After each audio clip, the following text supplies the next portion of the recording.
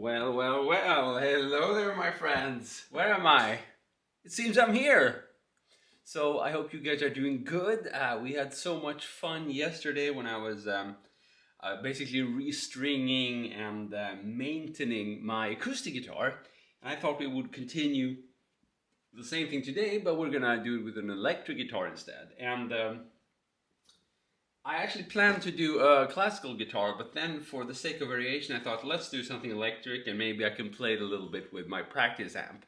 Because as you know, my tube amp is currently not working because I blew the rectifier tube and silly me didn't have a spare one, so I'm still waiting for the spare one to arrive. And it seems I've become some kind of cork sniffer because I really need my tube amp to play for a long time. But I have a decent small little practice amp. It's this one, and I thought it's a Yamaha THR10, and we can try this guitar with the amp when I'm done restringing it. Now,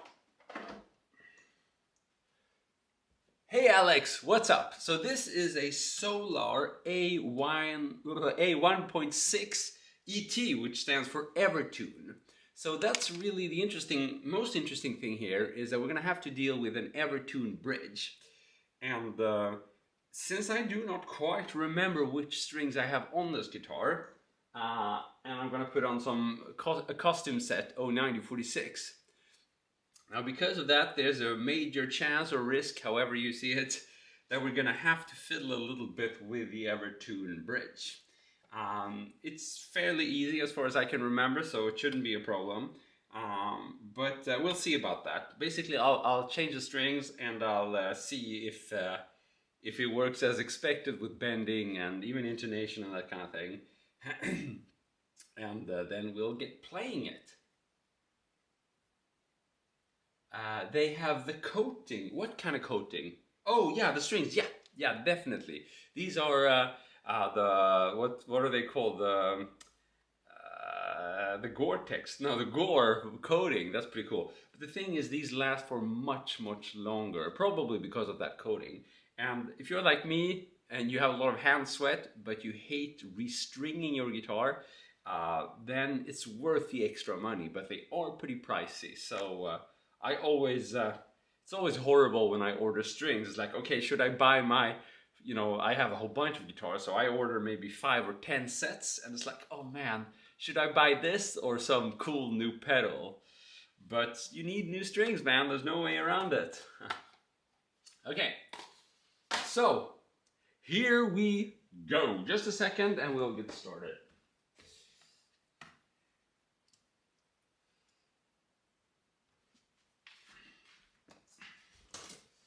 So let's see where the string comes out. Yes, on the back of the guitar, nothing too fancy there. Now I'm gonna grab my little, I don't even know what this is called in English. Can someone help me? Tång in Swedish. Knipsartång, I think. Oh man, I don't even know the word in my mother tongue. But it doesn't really matter. We just want to get the string off so that we can start the process. I wonder if it's a good idea to do this when they're at high tension. Maybe I shouldn't do that because I don't know if they're gonna, kind of snap back, bounce back. So let's just release tension a little bit. Oh, look at that! I did it in the wrong direction and I blew the string instead. Oh man, here's an amateur at work. So I just said that I wouldn't cut the string because I was afraid that it would just bounce back too hard. Of course, that shouldn't be an issue, because if it were an issue, they would break all the time, right, when we snap strings. But I still wanted to be on the safe side. However, I managed to turn the tuning peg in the wrong direction. Now, you know what? So basically, the Evertune bridge has 3 zones. And I believe these were in zone 3, basically where you can bend the strings. Now, as soon as we start tuning the string down, or down in pitch, what happens is we're going to go down to zone 2 and eventually to zone 1, where the string is just slack. So you know what? I don't have time for this. I'm just gonna chop it off. Yeah, no issue at all. There we go. I'm a guitarist, not a luthier. And I really want to get to work. So here we go. All the strings are off.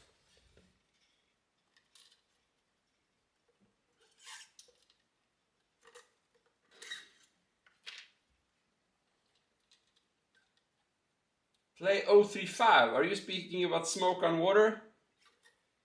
We can do that. Once we have the new string on, I'm more than happy to play Smoke on Water for you. So there we go. Strings, goodbye.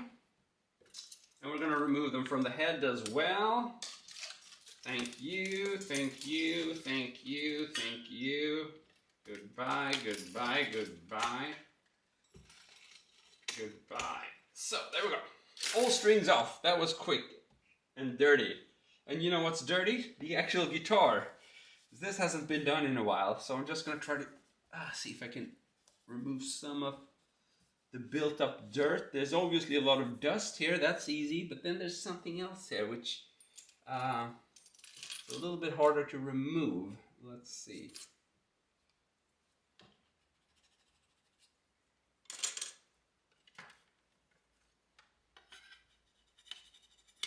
Yeah, I'll just keep it there again because I'm a player. So the fretboard is pretty okay here. It's not that dirty. There's actually a little bit of glue traces because I had a system installed on this guitar called Visual Note, which basically allowed me to light up certain part of the fretboard with LEDs. Hey there, Flying V, what's up, my man? You should put some Dunlop oil on your fretboard. Dunlop oil. So yesterday I put on some Lem oil, but that was a rosewood fretboard. This is a maple fretboard, and I don't see that it needs any oil actually. Would you want to elaborate on why you think I should put on some oil? I don't think it's needed. I'm just removing a little bit of dust here, and also I wanted to feel the frets because sometimes the frets do benefit from a slight polishing. Actually, I think I'm going to do that. That's such a quick job. It's actually worth the time. And if you were with me yesterday, you saw me work one of these, I don't know what they're called, carbon somethings. Fine B. Yeah, I do use oil. Here's some Lem oil. I used that yesterday for, I don't know if you can tell, for a rosewood fretboard. But it shouldn't be needed on the maple fretboard. What people do is just have a little bit of basically water, just slightly, if you want to remove any dirt buildup. But usually maple fretboards are okay. You don't need to oil them. So this is going well. The buildups, the dirt buildup seems to be gone.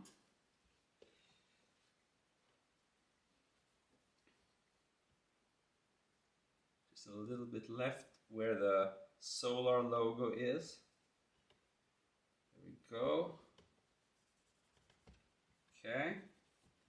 So yeah, that seems pretty okay now. So I'm gonna do a quick, this is just to make them a little bit more shiny. I'll give you a before and then we can do an after and see if you see any difference. Oh, they're pretty shiny, but I'm gonna polish them just a little bit, and it's not just because of the shine. I don't care that much about the shine, but it does also have an impact on bending and things like that, because what happens is with the sweat coming from the fingers, there's a bit of, I don't know what it is, it's not really rust, but I guess you could say it's the beginning of rust or something. So typically if you play a guitar a lot, after a while the frets are not going to feel new. Even if you haven't worn them down, a little bit of polishing can actually go a long way, I found. It does feel different. I'm just doing it quickly here. See if you guys can see the difference when I'm done.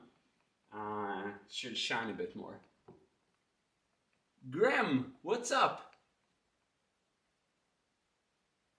I only have rosewood fretboard. Yeah, rosewood, you need to treat it once in a while with some, like some lemon oil, or I guess there are other oils, but lemon oil is a pretty common one to use. I don't really know why. I guess it has certain properties that work for the guitar. Okay, nice. I'm gonna give you an after. See if you can spot any difference here. Just gonna let my camera zoom in. Is it shinier? I think it is actually, a little bit. Again, I don't really care that much about the aesthetics, even though it's cool, of course, especially when I do one of these zoomed in shorts. It's pretty cool to have a shining guitar, but I'm mostly concerned about playability for most part. I think that's my good 80 to 90% about what I care about. The rest is maybe looks and stuff like that. Generally, I try to give the guitar some overall TLC when I do this, because I do it so seldom. These poor guitars, it's like their annual Christmas shower, basically. So it's a good time to really throw in your everything during those, 5 minutes when you treat it. But this is looking good. There you go. Now let's put on some new strings. What's the coolest fact you know that you never get a chance to tell anyone? Oh, you caught me there. I have no idea what to say now. I'm a spontaneous guy. That's why I always improvise when I play. So if you stick around, good things will come out of my mouth, but you can't really pull them out. Stairway to Heaven, we can do that. Oh, burnishing. What is burnishing? Can you remind me what I asked for? Is that the polishing part? Yes, Alex, I do play metal. I love metal. Although, of course, I'm a Generation X or something. Soon to be boomer, so my perception of metal might be different than yours. But I grew up on Metallica, some Pantera, Megadeth. So that kind of metal, yeah, I do play that. Okay, so we have our custom Elixir set, 09 to 46. That's the one I use because it has thinner strings on the top and thicker on the bottom, which means I can do, it's cool for rhythm, and so you can also bend them and stuff like that. Oh, the polishing. Okay, burnishing. That's a new word. Thanks, man. I'll try to remember that. Okie dokie. So I think this is going to be easier than yesterday with the acoustic guitar, because to be honest with you, I'm always a little bit scared when restringing an acoustic guitar or even a bass guitar, because, I have a whole bunch of guitars and I need to restring them pretty often, but I only have one bass and one steel stringed acoustic, so I'm not very confident with that. But usually electric guitars are a little bit easier. This one does not have any locking tuners, but I don't think that's going to be an issue. Let's start. So we have the 46, the low E string. Not speaking about a president. Oh, I do have this. An air duster. That can be useful.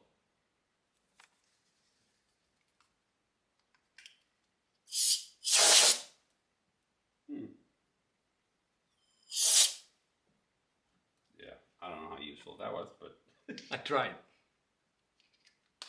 Couldn't reach all the dust particles in there.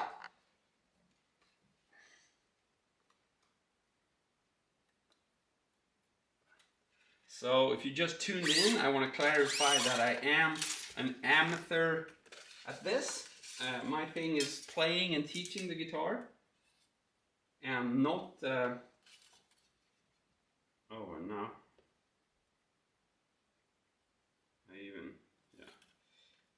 not restringing and doing luthier work. But when you have a lot of guitars, you have no choice. You either need to hire someone to do all the work for you, and that can get expensive and also a little bit time consuming, because you have to go to the city and find a luthier, and I just find that it's simpler to do it on my own. But if you see me do something wrong here, it's probably wrong and you can teach me the right way. That's perfectly fine. Some Zach, we can play that. It is comfortable to play, for sure. Dimebag was amazing. An icon. Vinit, what's up, my man? So, let's do this. So I'll stretch the string out and then I pull it back like almost 2 frets. And that allows me to have it go on top of itself and sort of lock itself. Yeah, that's as far as I get here. And now how the hell do I do this? This is my least favorite part. And I actually found what I was looking for. I asked you guys yesterday if you knew what the accessory was called to basically turn a drill into a string winder. And it's called like a drill bit. If you can find it on web stores. And I'm gonna order one pretty soon, I think, so I can just you do this automatically. Because I really hate this part. I always mess it up.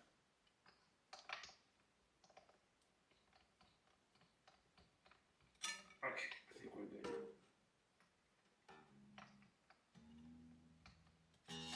Okay, I'm in zone 2 now. Zone 2 is when you turn the tuning peg, but nothing happens. Since this is an Evertune bridge, it's going to be a little bit different. And basically what happens is that mechanical thing in the bridge does its thing, right? It balances the string. And that's also why it stays in tune, because it has that. I'm in zone 2, that's going to be enough for now. And the good thing with these is, I don't think that, especially if you're playing rhythm guitar, you're not going to have quite the same issue with new strings as regular guitars. I mean, I'm going to stretch them a little bit anyway, but after that, if they lose a little bit of tension, the Evertune bridge is going to compensate for that. However, if you want the guitar set up in what's called zone 3, where you can bend just like a regular guitar, then this guitar is going to have the same kind of issues with new strings. But again, if you're just doing rhythm guitar, then I'm assuming that the stretching part is not going to be quite as, what's the word, tedious as for a normal guitar. Okay. Come on, you can do this. Oh, thank you. I did it. Okay, so now the worst part again.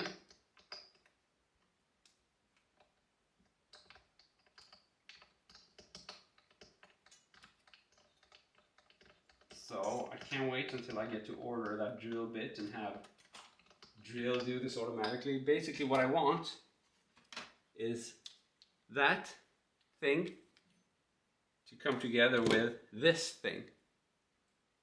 Okay, so I need to put it onto here, but I don't have the right size for, you know, so I can't fit it as it is now, so I'm gonna have to fix that. Okay, nice. Both of them should be. This one is not in zone 2 yet because you can hear the pitch going up.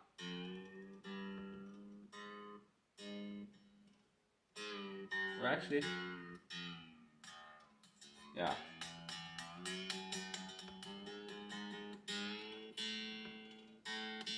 Okay. Actually, I have no idea what's happening right now. So the E string is in zone 2. The A string, I don't know yet what happens. I'm gonna have to look at that. I'm not over concerned about that now. I just want the strings to go on the guitar so I can start fiddling with it.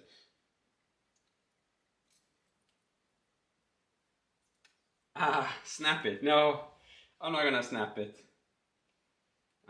So for those of you who are not familiar with the Evertune system,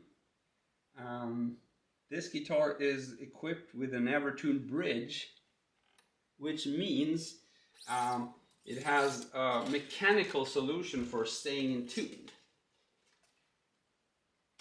So basically the bridge compensates for any movement of the string, So if it loses a bit of tension, that would, on a normal guitar, that would cause you to go down in pitch and lose your tuning. But the Evertune compensates for that, which is what it's all about. It's a pretty cool thing. However, I think I'd use it more if I were doing gigs and stuff like that. In all honesty, I would probably prefer this guitar without it, just because it's easier to restring, to change tuning and stuff like that.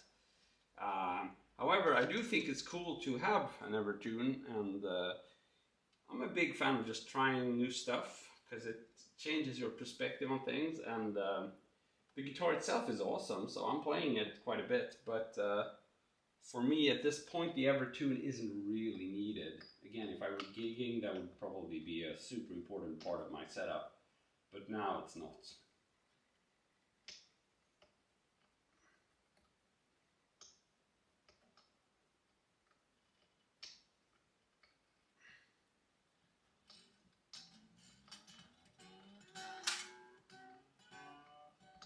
Good.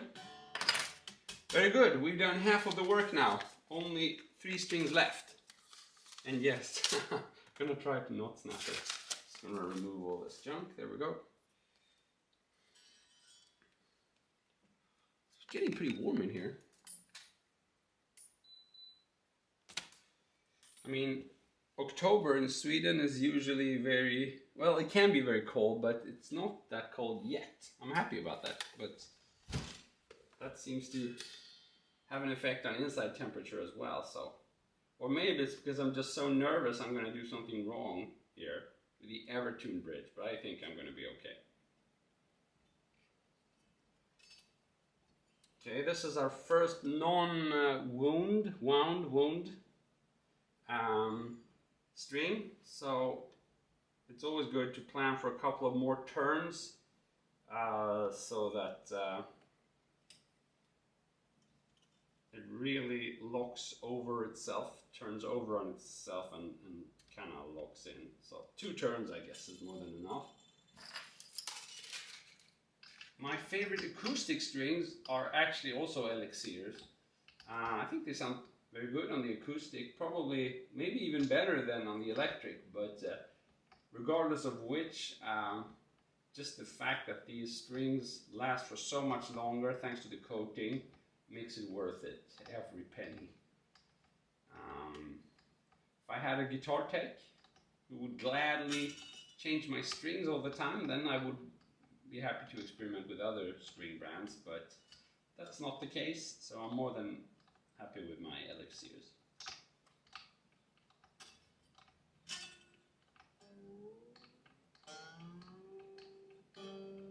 That's zone 2, you can clearly hear it. Okay. Oh. Ooh. I almost accidentally threw away the 11. We don't want that to happen. That's the B string. We're going to be using that one. Oh, your gauge. What gauge is my preferred strings for acoustic? I don't remember which ones I used yesterday. As thin as possible. What did I do with a...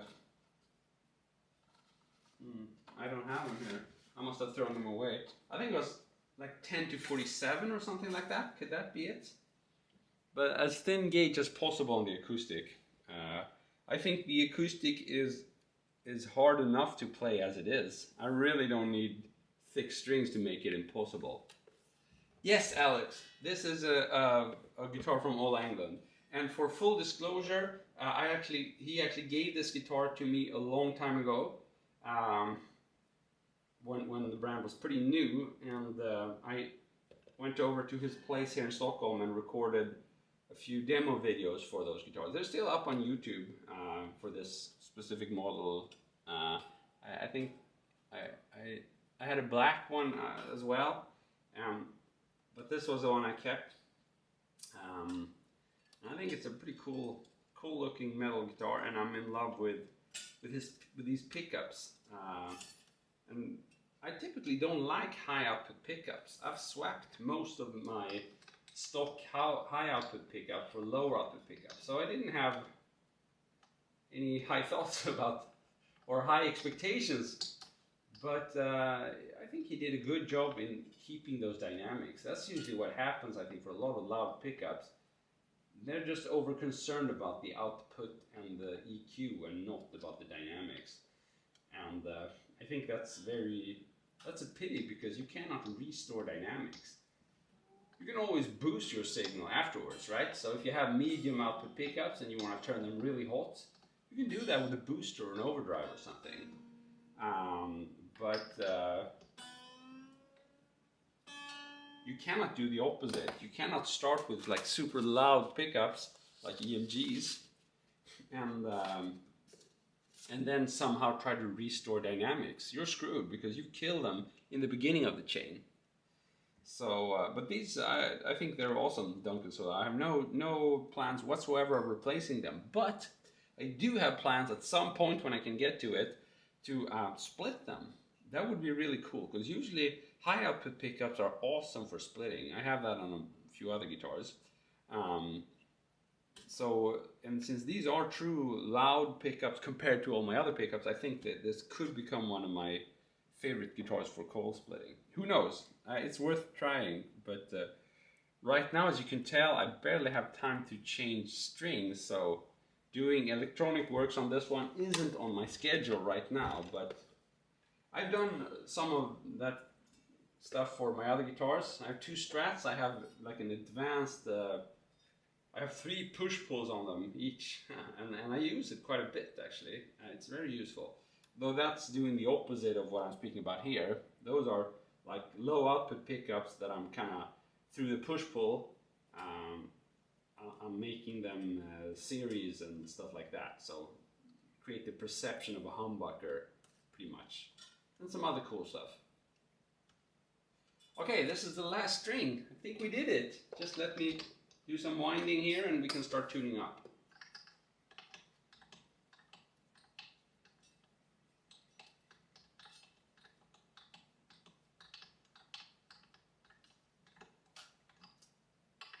Come on, string, you can do this. Yeah! Okay, so what we're gonna do now? Hello, mein Freunde! Ich bin dein Freunde und ich bin Schwedisch. Wie geht's? What? String snapped and hit my eye. No, you're kidding, right? You didn't hit your eye with blood everywhere. Man, that's scary. I thought that was just something everyone was scared of, but which never actually happened. So you've actually done that? Man, must be painful. Okay, here's my tuner. Okay, so I'm in zone 2 now, because nothing happens when I tune the string.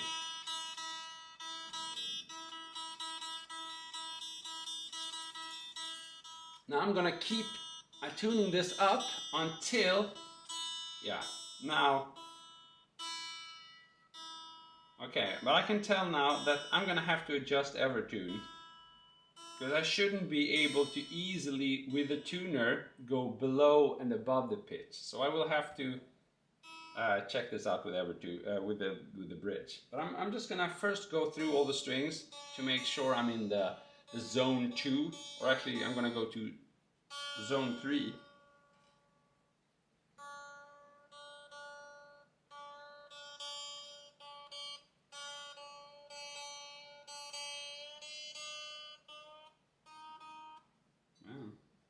Something wrong here? E. That's a long way to go to B. Weird.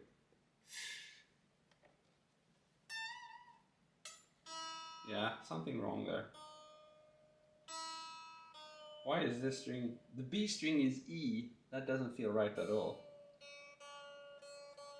Yeah, it wasn't right. So I'm gonna have to.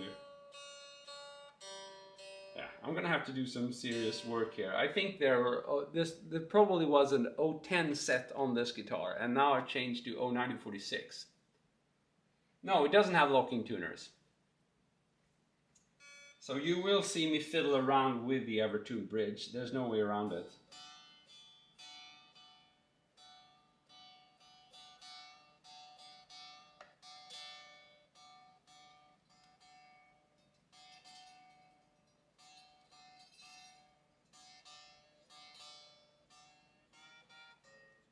Okay, A.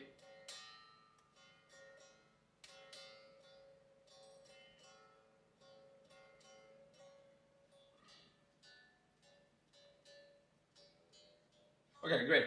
So all of these are now in what is called zone 3, and that is where the zone that actually allows you to bend the strings. But now I'm gonna have to use an Allen key, I think is the word, and I'm gonna have to adjust these, but yeah. So let me see.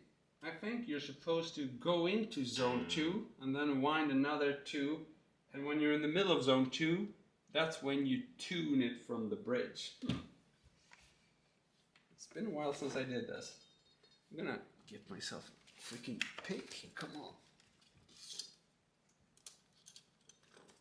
Here we go.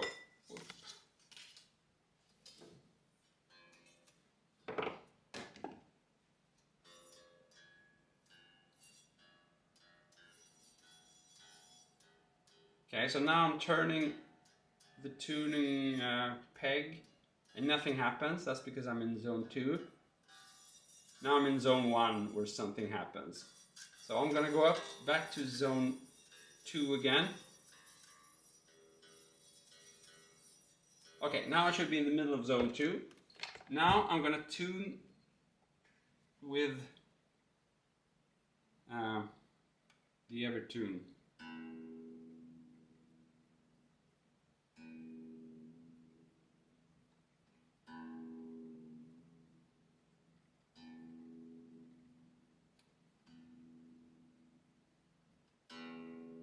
Let's check intonation. It's pretty okay. Yeah. Okay, so the E string is now good, I think. Now the idea is to turn it up to zone 3, and that's where I can actually start bending the string.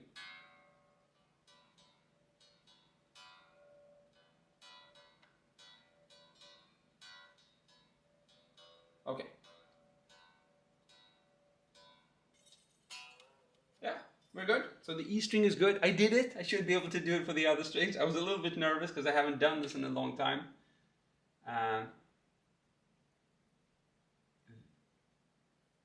Yeah, Christopher is Swedish, not German. That's true. So that was the E string. Now let's do the A string. Same thing. I'm gonna make sure I'm in the right place here. I'm gonna tune down until I get from zone 2 to zone 1.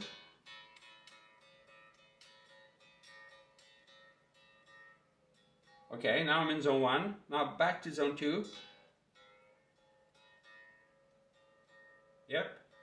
2 turns. I'm in somewhere in the middle, maybe in zone 2. Now I'm gonna, oh, where did I put the key? Now I'm gonna tune back here. Can you guys see what I'm doing? Yeah.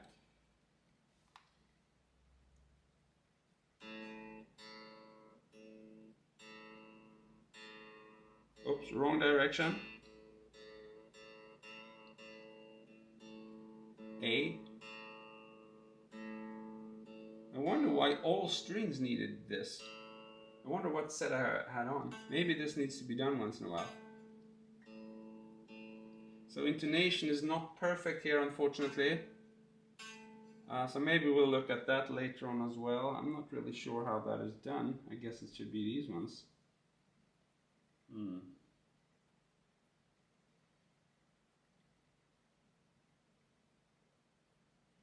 Yeah, maybe I'll Google that at the end and we can intonate as well. For now, I just want to make sure I'm in tune. So the A string is now well set up in zone 2. I'm going to tune it up to zone 3, where I have the option of bending the strings. And as you might be able to tell, nothing happens when I turn the peg. Yeah, and we go back. And we try. Yeah, I can bend. We're good. Let's do the same from the D string.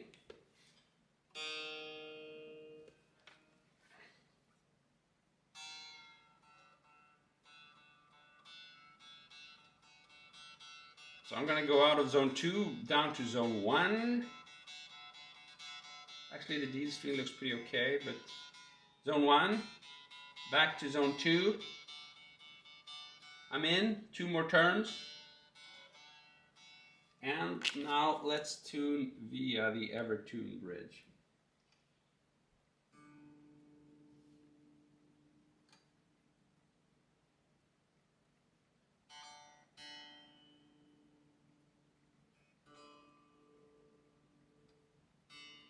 Yep, there we go.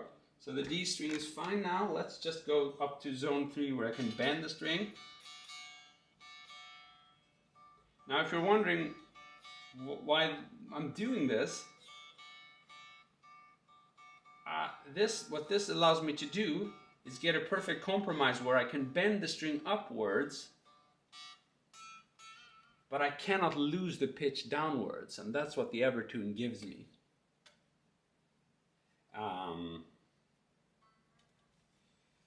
Okay, let's now do the same for the G string. Down to zone 1.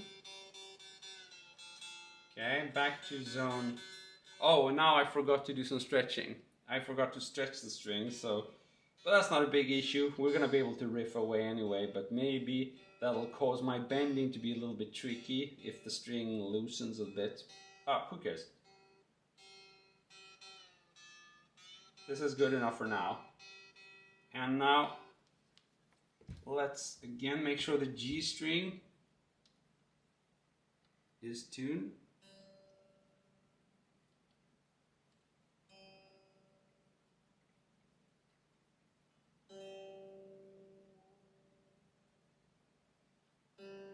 Yep, we're good. Now let's tune up to zone 3.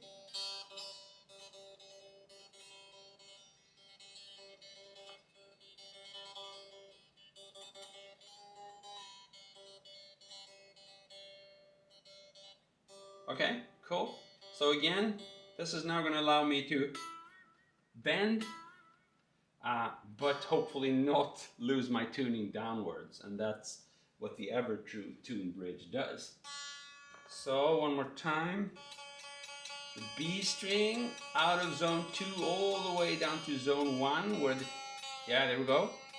Back up to zone 2, and then 2 more turns, and now let's tune from here.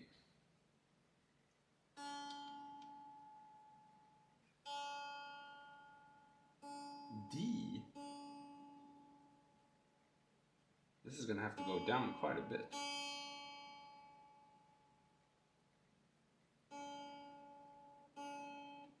Oh, I'm tuning the wrong one. Damn it! Ah! I wonder what that was. I'm going to have to Google that now. So I used the wrong one. This might be intonation.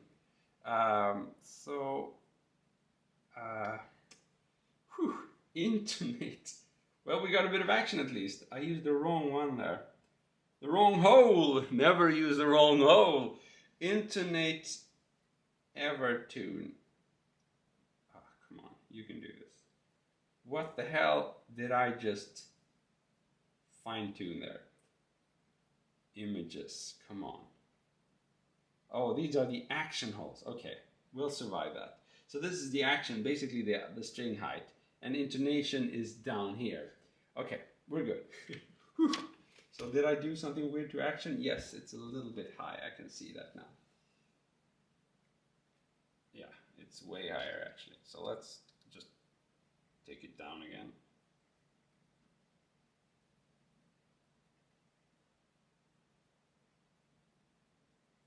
Yeah, we're doing good there. Okay. That's the disadvantage with having the same Allen key size for all, although that's handy in most cases, but you gotta know what you're doing. So I kept turning this one and it had no effect, so I understood that something was wrong.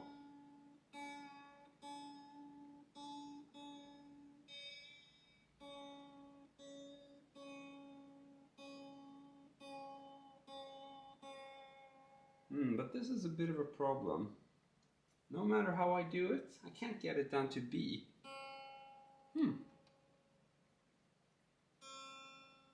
Still C.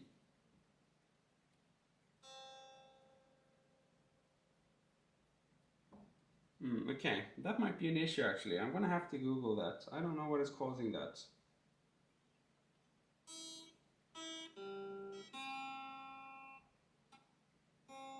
Why is it C? Weird. Okay. Let's do the E string, and I'm not sure, maybe you guys can help me. Can you show me how to restring Floyd Rose bridge guitar with the bridge got stuck and won't move up Floyd bridge? With the bridge got stuck. So if the bridge got stuck, then what you need to do is just to fix the springs on the back of the guitar.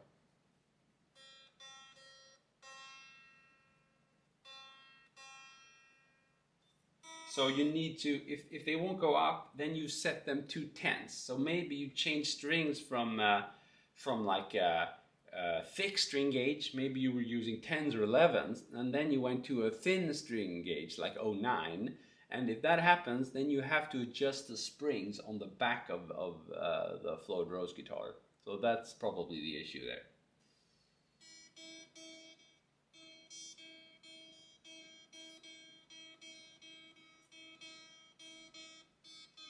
Okay, zone 1, back to zone 2, and now let's fine tune here. So I do have an issue with the B string now. I'm gonna Google that and see if we can get some answers. Let's just fix the E string first.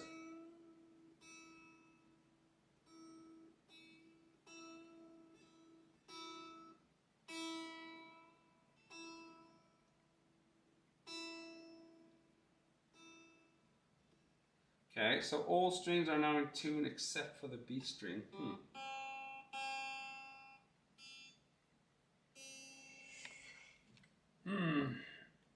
Okay, so unable to tune one string, Evertune. So let's see. Troubleshooting. Evertune bridge won't tune. Okay. My Evertune bridge won't change the pitch of strings at all. Here are the steps I've taken. Reset the saddle to the middle position with the cavity of the bridge. Use the tuning pegs to get to the saddle in zone 2. When attempting to tune each string using the hex key to tighten this, nothing happens. The only thing that stands out to me is that the screws in each saddle seem very loose. Okay, back. Turns out they sent me a guitar with all 6 tuning strips. Okay, so they got a new guitar. That's not very complicated. How did you figure out the screws were stripped? Strangely. No, that didn't help me. I mean, it's just one string, so I'm trying to see if there's a difference here. Yeah, I'm noticing that the intonation part seems to push the furthest in, so maybe that could be tuning issue. I changed my string, now the saddle won't reach the proper note. Okay, there it is. I changed my string, now the saddle won't reach the proper note. Caution, please note, if the hex key becomes hard to turn, stop turning it. The tuner may have reached the end of their range. If this happens, I should contact Evertune. Okay, when going from a higher to a lower string gauge, tune the strings to about a half step sharp of the desired note with the tuning pegs at the headstock. Then decrease. Okay, when going from a higher to lower. Okay, that could be my case, right? Tune the strings to about half a step sharp of the desired note with the tuning pegs at the headstock. Well, that could be a solution then. Then decrease the saddle tension with the hex key in the tuning hole behind the saddle until each string is in tune. This will avoid breaking strings by trying to get the saddle into zone 2 when the tension... Oh, yeah, that's exactly what I was experiencing. So maybe that could... I was about to actually break the string. I was aiming for the B note, but it went above.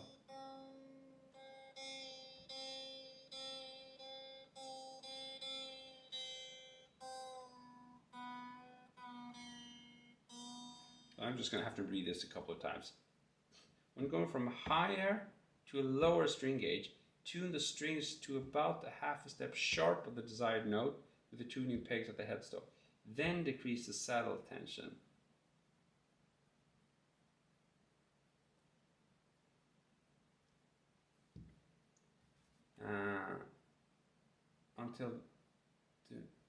This will avoid breaking strings by trying to get saddles into zone 2 when the tension is set too high for the smaller string gauge.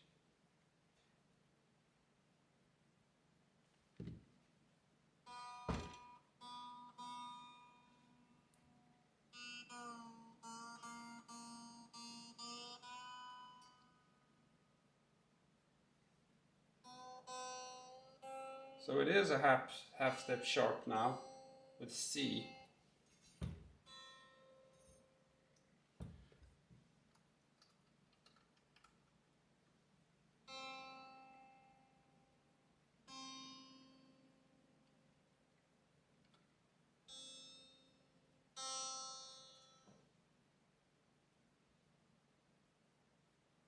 Then decrease the saddle tension with the hex key in the tuning hole behind the saddle until each.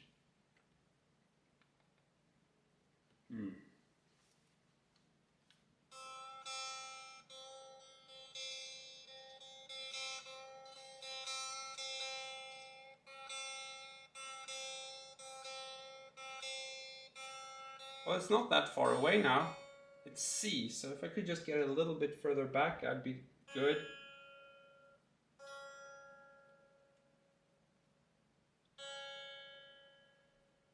But I can't tune it, unfortunately. And I'm afraid it says clearly you should never use force here, so I'm assuming that if I do that, I'm going to break things.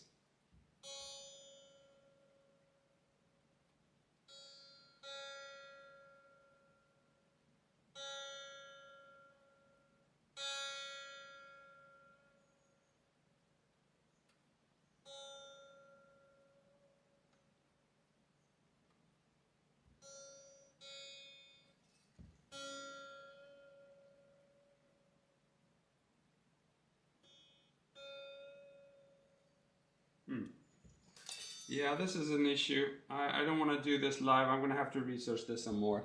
I don't want to accidentally break this. So this was a little bit unexpected. I didn't think this would happen. So should I just... Yeah, I'm still going to riff a little bit for you without using the B string. So just because I promised I would do that. All the other strings are in tune, so we should be good. So, let's try that.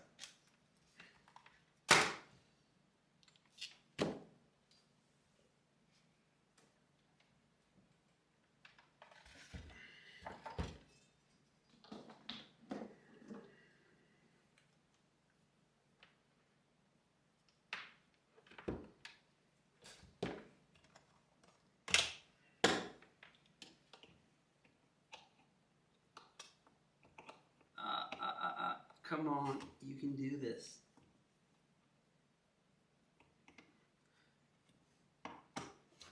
I hate doing this with one hand. So, there we go.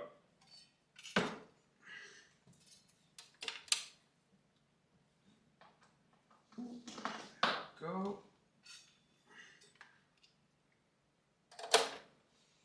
Yep. Soon it'll be rock and roll. Oh, you can hear that sweet sound of noise.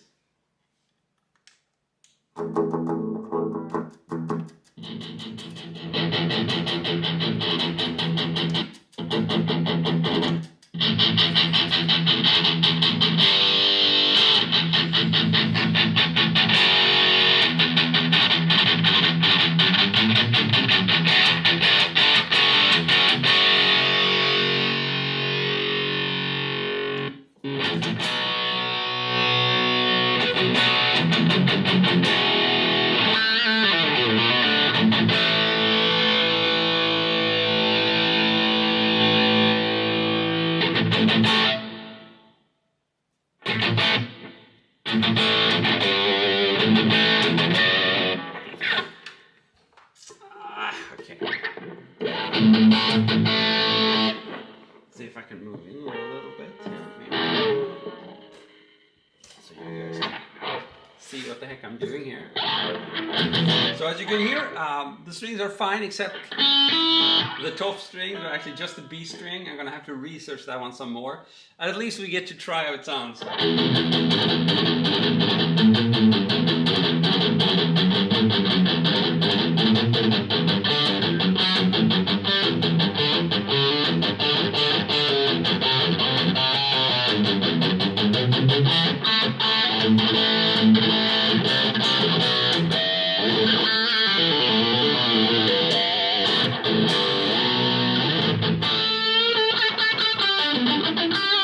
There we go, some metal for you. Yes, restringing the guitar needs to be done, preferably not after a few years. Cool, so I hope this was somewhat useful to you. You got to see how I did it for all the strings except for one where I have to troubleshoot a little bit more. I think I'm gonna manage to do it. I just don't want to make a mistake and break something, so I don't want to do it live here. I need to take some time to really think about what I'm doing. Smells like Teen Spirit. So,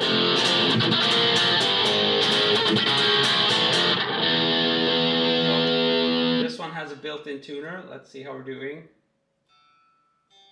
Doing pretty good.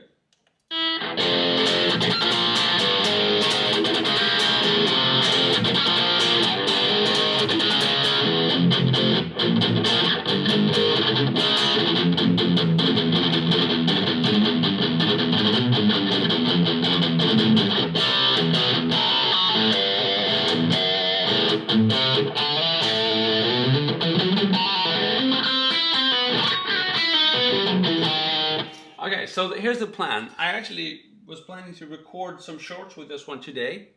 So if you see some shorts, it means I fixed the issue. If you don't see them with this guitar, I didn't fix the issue. It should be fixable. I just think I'm doing some tiny detail wrong. Sampai, loner, do you mean my tune, a loner? Or do you mean a loner by, or the loner by Gary Moore?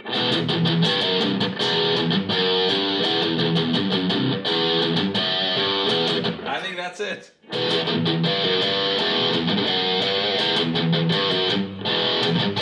I have planted a seed in your brain. I wish I remember the next part.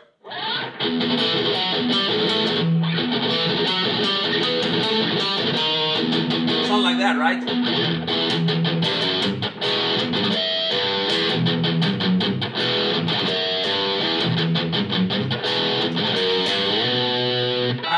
Something like that. A loner.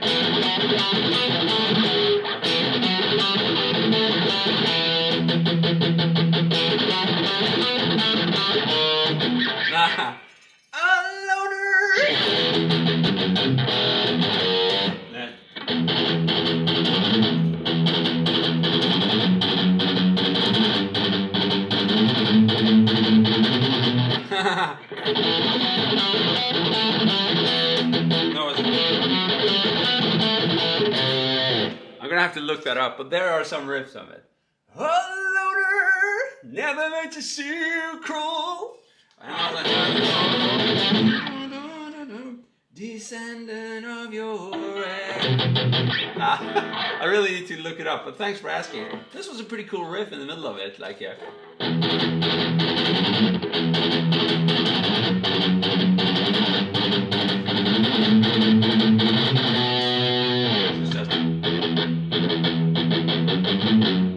It's just E minor.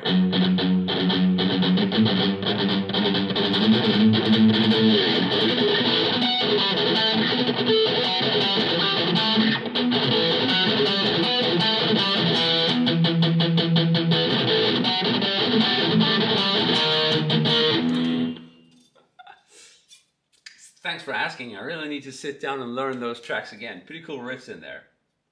Very diatonic, exactly. Very diatonic. Just sticks to the key of E minor. It's a lot of fun.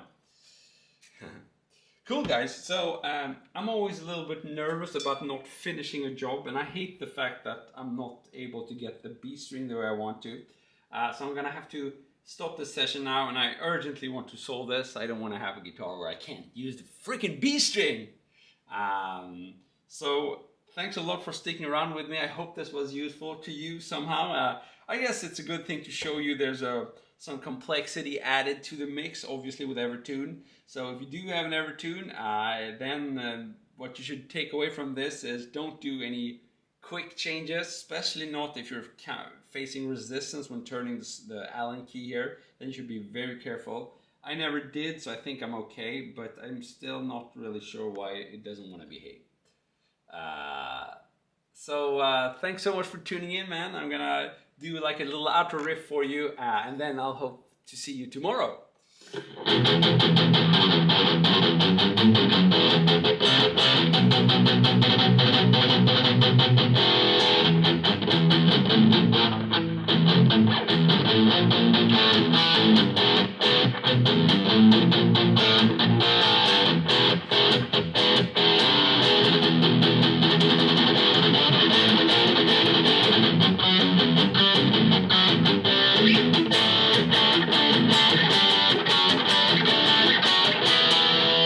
There we go.